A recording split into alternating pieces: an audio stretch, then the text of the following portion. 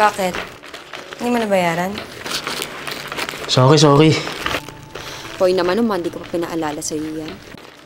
Kasi, ang haba ng pili. Tsaka hinahanap na ako sa site ni Mr. Tan. Anong Tuesday? No Wednesday? No Thursday? Kahapon. Hoy naman, ito na lang hiningi kong gawin mo eh. Sorry, Bash. Ang dami ko lang kasing ginagawa eh. Hindi mo pala kayang gawin. Sana sinabi mo. Kaya ko naman eh. Parang ay, hindi na. Baka makalimutan mo na naman. Ako na nga. Kaya ko naman eh. Ako na nga, Boy. Ako na. Sige, ikaw na. Ikaw na lang. Ikaw na lang uli. Ikaw na magaling. Ikaw na laging tama. Ikaw na lahat. At ako wala. Wala lang. Wala lang sa'yo. Tae. Tae lang naman ako sa'yo eh. Ayan na, natay na ako. Kulit mo kasi.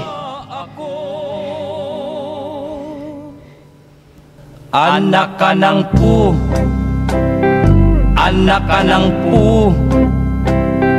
Anak ka ng pulis ng may kawayan. Sandali! Lahat naman ginawa ko ah! Lahat na ginawa ko! Ano pa gusto mo gawin ko? Putang ina naman, Bash! Ganyan ka ba katigas?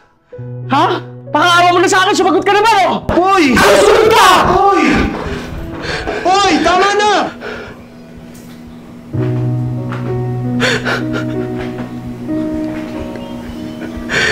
Basha, mahal na mahal kita. Pero ang sakit-sakit na.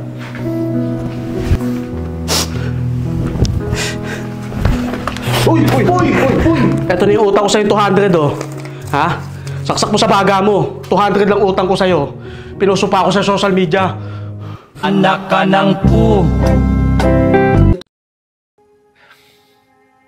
Buong buhay ko, wala akong ibang ginawa kundi pagsilbihan yung ibang tao.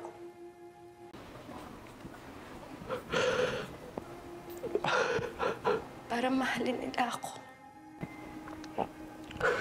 Hiningi ko yun kay Wado. Hiningi ko yun sa'yo. Siguro kasi gusto kong punanan yung pagkukulang ng tatay ko sa akin. Pero sa tuwing nagbibigay ako, wala akong natitira sa sarili ko.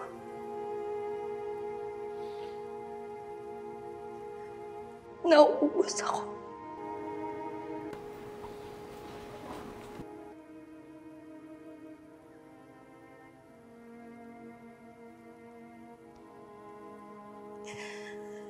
This time ako naman. I owe myself that. Oo na. Masyado nang malungkot yung buhay mo. Papautangin na kita. Oh, eto, 1,000. Hindi ko natututubuan na. Bayaran mo sa katapusan. Anak ka ng pu.